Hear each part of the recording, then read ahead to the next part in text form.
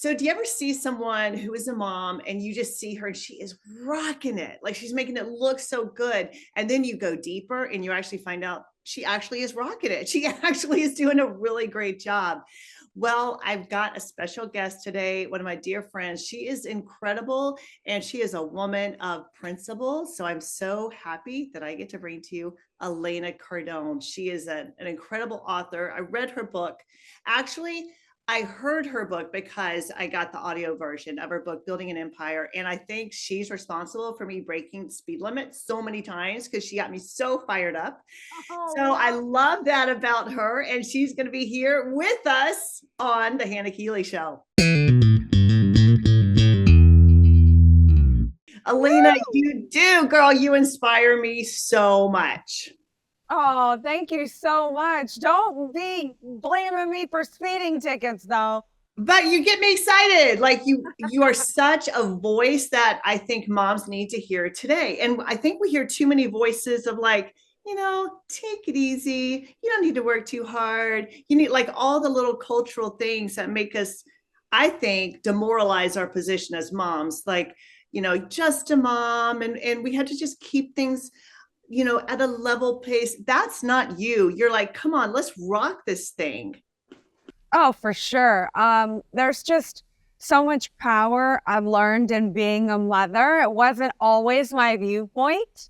Earlier in my life and career, I thought it was actually a setback to be a mom and that you would be sort of less desirable to society and less of a value.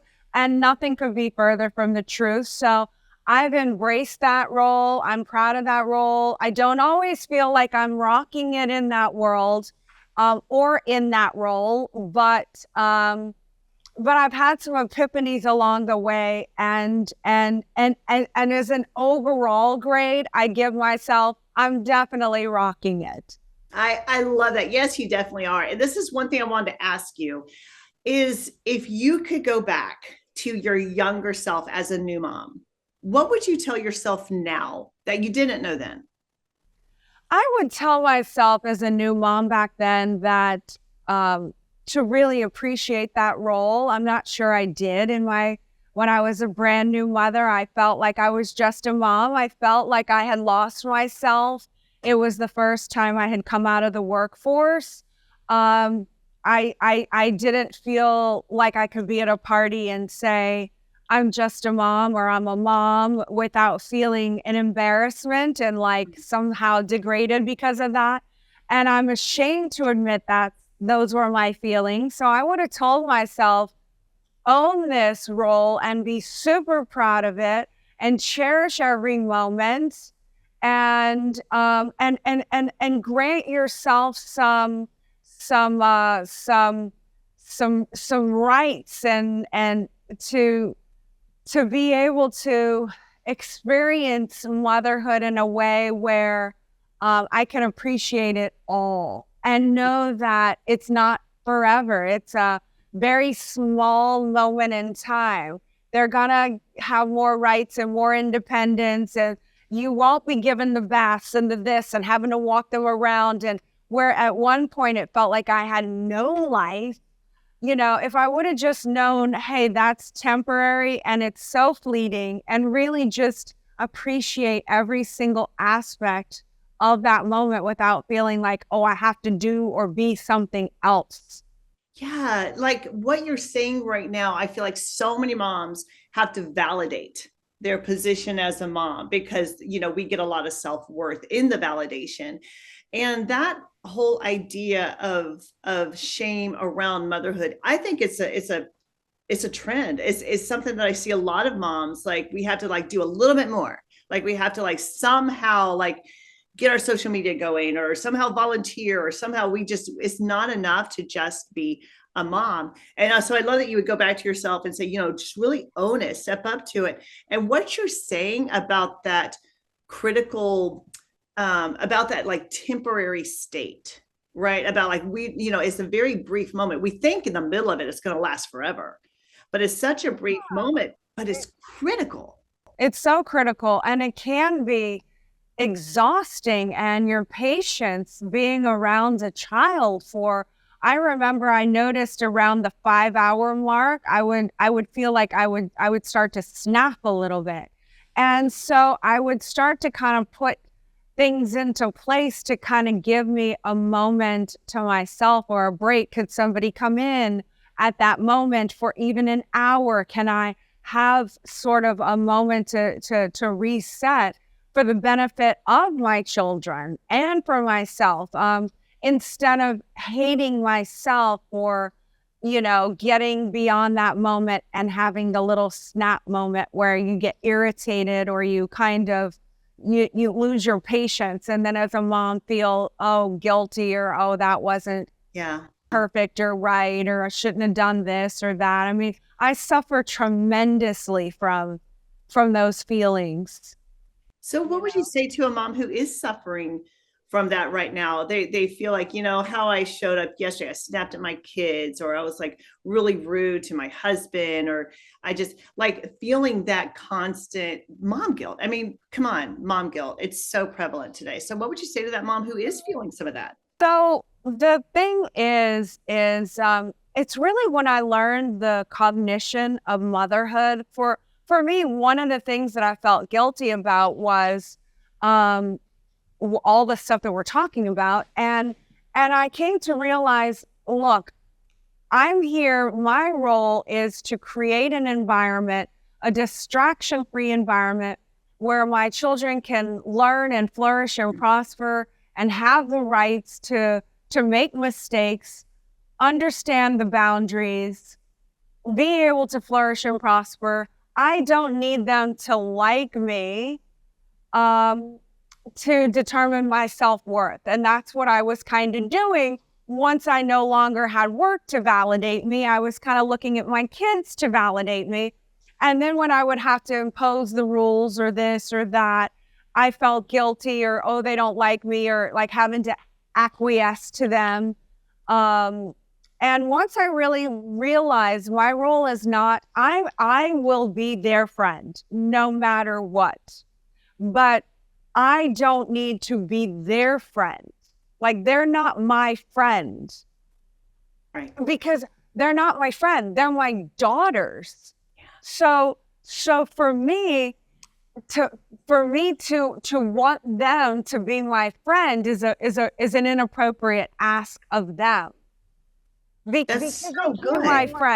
My friends support me. They love me. They hold me accountable. Also, I could talk to my friends about adult conversations or content and be able to have a discussion to figure out betterment. I'm not putting my adult problems on my kids. Right. That's so good. No, that is so good. I'm there to support them, not them support me. I need to go get my own friends. So that alleviated a lot of guilt. And when I have to sort of enforce the rules. Now, I don't enforce rules if they don't know the rules of engagement. So if they made a mistake, but were never told why or educated or explain the consequences of, then they get a free pass. It's my job to tell them, hey, we don't do that, or this is the way we do. If you do it again, I'm not even going to be mad at you. These are the consequences.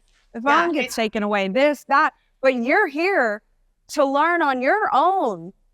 And these are the guidelines, but within the guidelines, you can play freely. So for me, really being able to self-enhance and self-improve helped with mom guilt.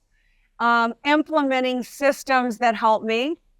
For me, my cap was around the 5 hour mark. At the 5 hour mark, I'm calling in, hey, Grant, you take them for a ride in the coucar, or you take them to the park, or maybe I have somebody that can help me do that. I didn't have a whole lot of help in the beginning. We really couldn't sustain it financially. And it was something I wanted to do on my own, which may have been another mistake.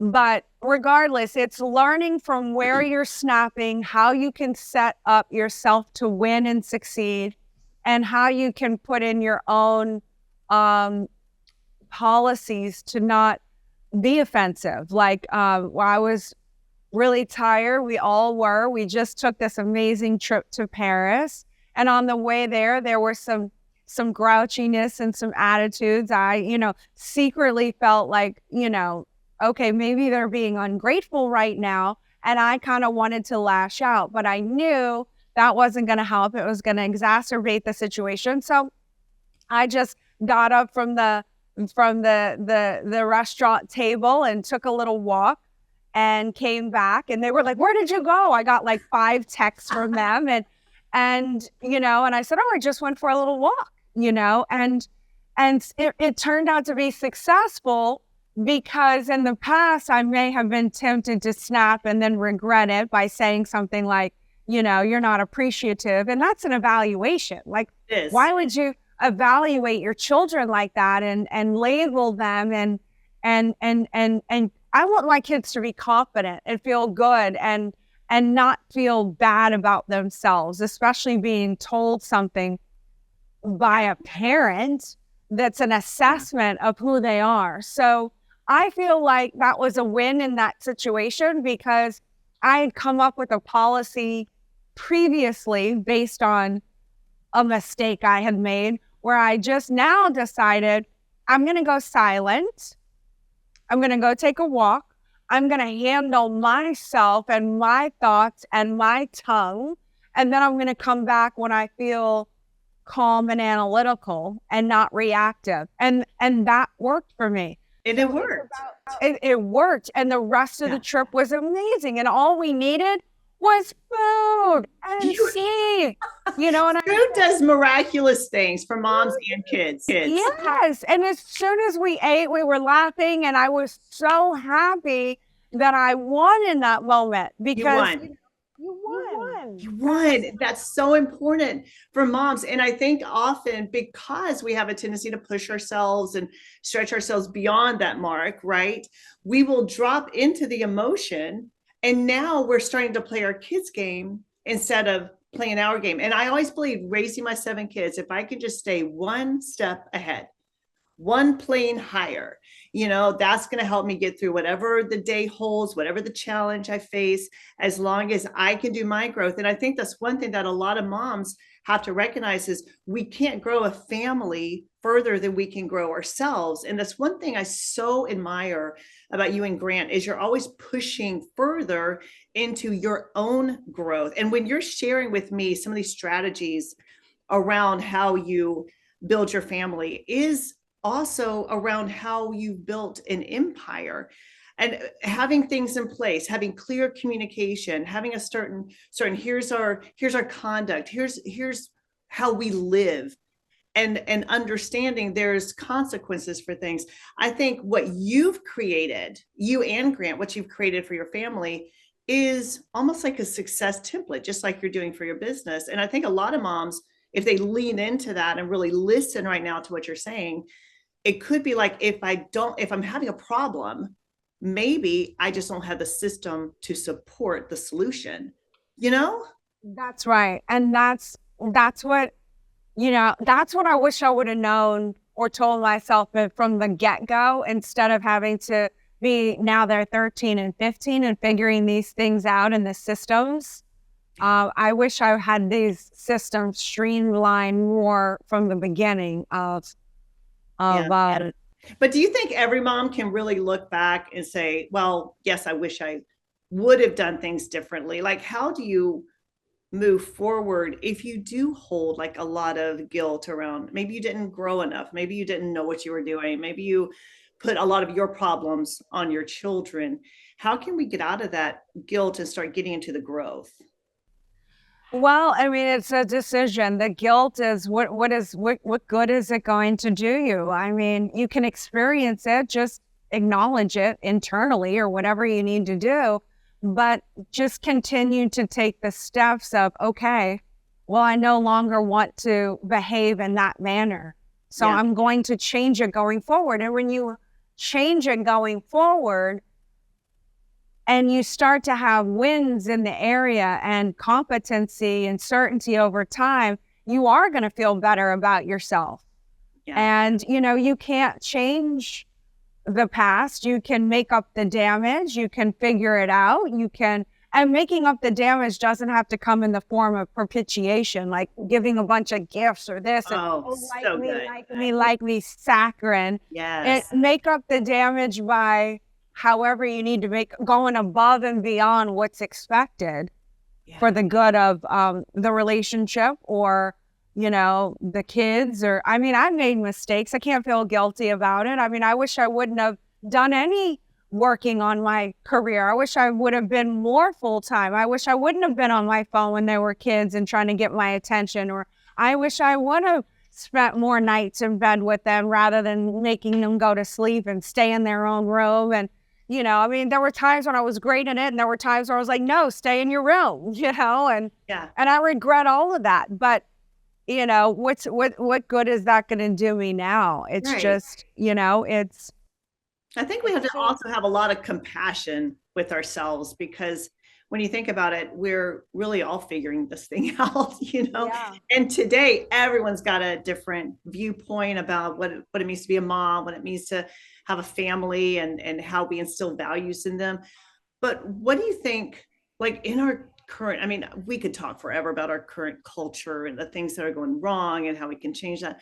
But how do you think you as a mom are raising your kids differently today that you're really happy about? I'm really happy that I'm raising our kids to have a very strong foundation in family and family values. And what does it mean to be a team? And what does it look like to help each other achieve our goals and our dreams? And how do you explain things in a way where they can have reality on why you're doing certain things? However, also running by them that on certain things, it's going to be my way. And if I find out it was a mistake in hindsight, I'm willing to deal with that. But I'm not in negotiations with them. So I tell them, hey, I give you so much room. I never say no unless I have to. And if I have to, this is why, and this is my logic. They'll disagree and try to convince me. And I'm like, but that's final. And I don't care if you don't like me over it. I give you as much freedom as I possibly can. And I'm not trying to control you or ruin your life, but on this circle, so I try to balance it with the right amount of reality. I feel like my parents were incredible. It was just a different era. Like for us, there was no negotiations. It was, you're eating at this time or you're not eating. You're in here at this time. Don't ask questions. And because I said so, it's just a completely different time where I feel, I feel like kids don't realize today how lucky they have it, especially in a world that I think more so now we're reared to believe we can have as much independence and we don't need the counterpart. And, the divorce rate is so extremely high. And I'm not saying it's wrong. Certainly there are circumstances that warrant that. But I do believe that most people are giving up too easily because something gets difficult or hard, and they're not committed enough in a relationship that could have been really healthy had it been properly addressed.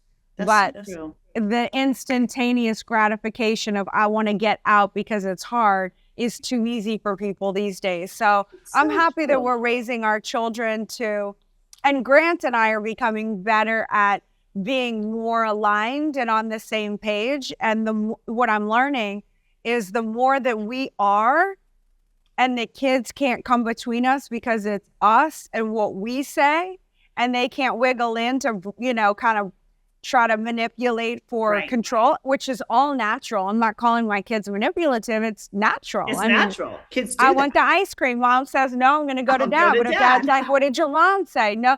And they see they can't break it. Ultimately, the kids are happier for it. Kids want to see their parents fortified. They feel stable and secure with predictability. And when they see their parents aligned, it gives them comfort and relaxed feeling rather than shaky grounds of our mom and dad getting a divorce. Are they fighting? They're a little intense. What side am I taking? It's destabilizing. That's so So true. Like I find again, most kids just, no matter the age, they desire structure. They really do. They're like, give structure in their home, structure in the family, because then, like you said, they're more relaxed. They know what to expect. They have that comfort level. And what you're telling me about, too many people today just kind of like push the out button. Like it just got hard. So, and I think I'd love to address that, because I do see there's a risk today. I don't know if you see this or not, on raising adults really, who are just so quick to give up. Who, yes, those are my dogs. Who are they sound big. They sound they really are big. big dogs. But there is a risk on raising people who gravitate toward comfort instead of character. And I love how you're raising your girls, because even that idea of entitlement, I don't think we can be entitled with stuff. I think we're entitled through our belief system around what hardship is, and struggle avoidance and things like that. But to help our kids understand, no, like, you're capable of doing really hard things. I believe in you. You're right. I just think that's something that I see you doing. And what do you think is why aren't more moms raising their kids to be able to do harder things, to be able to push through struggle? Well, I made it a practice to never speak on behalf of anyone else. Certainly, I don't have the answers. I can only Right. imagine that, there's a lot of things that we're dealing with today. There's a lot of single women out there that have kids, single moms, and it's hard. You're trying to provide for them. Um, you're you're pulled in so many directions. Um, you want to give your kids the life that you didn't have. Perhaps there's a guilt that there's not another partner there, so you're trying to True, overcompensate and make true. their lives easier. There's a number of different, um, maybe it's, this will sound sexist, and it's not in every case, and there's exceptions to the rule, but it is important for a family to have the role of a mother and to have the role of the father, and they're different roles. Yeah, they are. Typically speaking, Grant provides a different role than I do. He was hurling the kids across throwing them into the pillows, and I was terrified, but like it gives them that sense of fearlessness. And typically, as a generality, the guy is in there teaching you respect your mother, and you're not going to talk to her like this or that, and they kind of put in this sense of where, as with a mother, typically, generically, not all mothers, but some of them, to teenage boys or young kids, feel like they can just barrel over their mother because, Right. What is she going to do? Come swat at them with the fly swatter? I mean, Yeah, yeah, yeah. not that I believe in any sort of mistreatment or hitting of kids, but there's like an Right. authority there that I think the role of a father is very important in a child's life. It is vital. I saw that you did with your girls, you did the shut up thing. Yes, That was so awesome. I Like, was so worried I about know. that. I was Like, for people who don't know what we're talking about, it's a thing that's trending on social media. it's called on TikTok, "Shut Up Mom Prank." Shut up, mom break. Okay, so Shut Up Mom tell us Prank. what you did. So the "Shut Up Mom Prank," Sabrina came to me with it, and Grant was away in Dubai, in the UAE for I don't know, a week or two, and so she said we should do the "Shut Up" prank and let Papa, that's what we call him, let Papa think that like our relationship went to hell while he was gone. And so I was gonna be talking, and she would say, "Shut up, Mom." And she had to say it with enough kind of disrespect to elicit a reaction from him. Right. So she's never said anything like that to me, but I Right. was like, she really wanted to do it. She showed me the videos. It was funny. I was nervous. I'm like, what if, and I told her, I said, well, what if he doesn't have a big reaction? We've never hit you. We've never punished them. They've had Right. consequences, take up your phone, but Consequences. I've never punished my kids. you go stand in a corner, you get like, we've never hit our kids. I don't believe in that. Right. And so I said, so he might have a different reaction than the TikTok videos where the parents really come at him aggressively. I said, because we don't do that. So I was nervous about his reaction. Right. Anyway, we pulled off the prank and he did stand up for me. So he passed my test. I was like, you're right on. He stood up for me. And it was really funny in the end. And so many people commented how horrible it was that we did that right when he got home and he was all jet lagged. But we thought we were just so funny and timed it perfectly to make it believable. That was so funny. I love that. And that he really, like, you step up. And that's just the thing. And whether you're, I understand like there's a lot of single moms out there that are really struggling with that balance.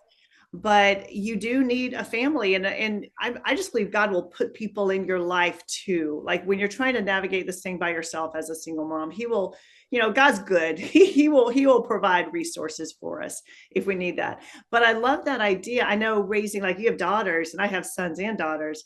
And so even navigating the sibling relationships of how to honor your sister and how in all of the, those typically, I think today people would say it's stereotypical, but I believe there's a very big difference between a male and a female and the roles and the energies, and we can celebrate that and really help them understand how to navigate in the most powerful way possible. But what do you think that you're doing like today? Like, what are some of the best decisions that you've ever made as a mom? Like, think back to ever since they were little, growing up. I know they just hit their teen years, that's a whole adventure, right? Oh, yes, definitely. I think some of the best decisions that I've made is really coming up early on with what I said earlier. Just you're never going to get punished, have consequences. Yeah, for totally. anything that you don't know you did wrong. Because how does a 2-year-old know not to write on the walls until they write on the walls? And why are you going to spank them or yell at them or criticize them when they were just trying to be an artist, trying to make the place beautiful for you? So I try to look at things from their point of view and validate them, and then just explain to them, we don't write on the walls because you're an artist. Who knew? Validating them. They feel so good. They're trying to contribute. They're not trying, unless you're a bad parent, they're not trying to harm you. They're actually trying to contribute. They're trying to exchange with you. They're trying to give you something and make you happy, not ruin your life. And I think a lot of parents are confused by that. And I think I did that right, where I'm like, okay, now, an artist signs their paper, their art, and we can hang it on the walls, and I can't keep it now. I have to paint over it. And I did a lot of those things right. And I would tell if I had a helper, a nanny, when they got a little bit older, don't tell my kids, be careful, be careful. I don't want careful kids. Thank you. I wanted them extroverted. I said, you tell my kids, you see that pointed edge on the table? It will hurt if you fall on it. You see this? Touch it. That's there. So I wanted my kids to be aware of their surroundings and not be afraid. I never taught our kids not to talk to strangers, because strangers are going to have everything they want in life, and I didn't want them to be afraid of people. It was my job as a parent to put them in a safe environment. And so I have to protect the environment and make it safe. I'm not going to leave a knife out on the counter. It wouldn't be safe. I'm not going to put them in an environment where they could be kidnapped or whatever. I'm going to have somebody there, or a security, or myself. And therefore they could talk to anyone at the playground because I'm right there. Because the truth of the matter is if somebody wanted to pick up a 3-year-old, a 5-year-old, a 7-year-old, they're going to pick them up no matter what they do in most cases, because of the physical size of their bodies. Mm-hmm. So why terrorize the kids and put adult problems? Those are adult problems. I just did not want to put adult concepts and adult problems on the kids. It was my job to keep them safe and protected. Oh, I love that so much. Like, I want everyone to just like tune in to this right here. Words of advice. No punishment, just consequences.